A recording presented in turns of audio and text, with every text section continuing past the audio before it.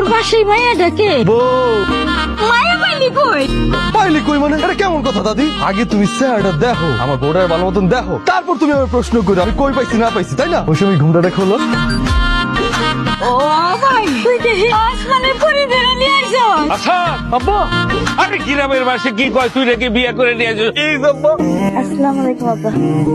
ঘটনা তো ঘটে গেছে ভাই। অবশ্যই ঘটনা ঘটে গেছে, তোর ভাবি লিপস্টিক দেয় নেই ম্যাচিং কইরা। আরে ভাই এই ঘটনা না, কালাসাদ আছে না, কালাসাদ তো বিয়া করে বউ নিয়ে আইছে, লাল টুকটুকি বউ ভাই। অসম্ভব, অত্র এলাকার একমাত্র লাল টুকটুকে বউ থাকবে আমার ঘরে। আই মিন্টু, উল্টা পাল্টা কথা বলে তোমার ভাইয়ের কান নষ্ট করতেছো কেন? একটা থাপ্পড় দিব বোধ ফালতু কথাটা। এই এলাকার একমাত্র সুন্দরী বউ হচ্ছে তোমার ভাইয়ের বউ। তুমি এই গানের মধ্যে কি লইছো? কুসুম কুসুম গরম পানি, তার মধ্যে ফুলের পাপড়ি ছিটানো। নতুন বউ, হাত মুখ ধোয়ান লাগবো না? আমার জন্য এই হাত ধোয়া পানি কেন আনছে সেই কারণ কিন্তু আমি বুঝি। কি কারণে আবার? আপনি কি মনে করছেন আমার এই গায়ের রং আসল না? আমার এই গায়ের রং আসল রং। এই যে দেখেন গায়ের রং কিন্তু এক ফোঁটা উঠে নেই দাদি, এটা আসল রং।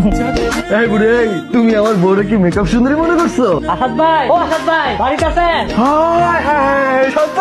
স্বপ্নে দেখতেছি না তোমার, তুমি আমাকে বাড়িতে আইছো। শুনলাম তুমি নাকি একটা লাল টুকটুকে বউ বিয়ে করছো। হ ভাই। আব্বা আম্মা, মৌসুমীর খাওয়া হইলে তোমরা নিয়ে আসো। ভাই বসো বসো। তুই চেয়ারটা সরাই ফেলাইছিস। আমিও প্রথম দেখা অজ্ঞান হয়ে গেছিলাম, এখনো সেই ঘোর কাটে নাই। আচ্ছা এটা তুই কি করলি ভাই? এটা কারে বিয়ে করে আনলেন আপনি? এটা তো মাইয়া না, এটা তো সাক্ষাৎ পরি। তুই যা, তোরে যেন আর চেয়ারম্যান বাড়িতে আমি না দেখি। যা তুই যা। আরে পাগলের মতো এসব কি কইতেছো তুমি? আসাদের বউ সুন্দরী, তা আমার দোষ কি? তোর দোষ, তুই হাইরা গেছো। এতদিন তুই রূপে গুণে তুই ছিলি বেস্ট, এখন আসাদের কাইল্লা আসাদের বউ বেস্ট, তুই ওর নখেরও যোগ্য না। তুই বাইরে বাইরে বাইরে, আমি তোর দেখতে চাই না, বাইরে।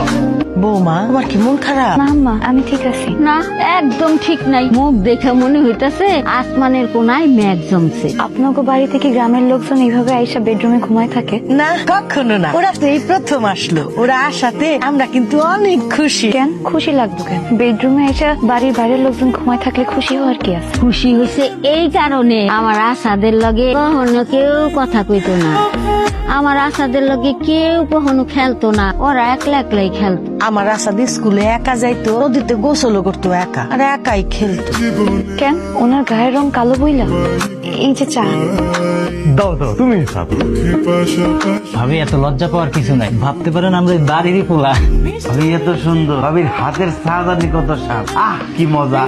তা তো খাইতেছি না, মনে হইতাছে অমৃত সুজা খাইতেছে। একটু চিনি লাগবো? যাও বসে একটু চিনি লেখাও। এটা কোনো কাজ করলি? এই রাত্রেবেলা ভাবিরে কষ্ট করাইলি, চিনিটা তুই আনতে পারতি না।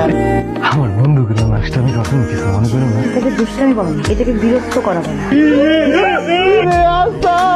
এগুলো কি করো?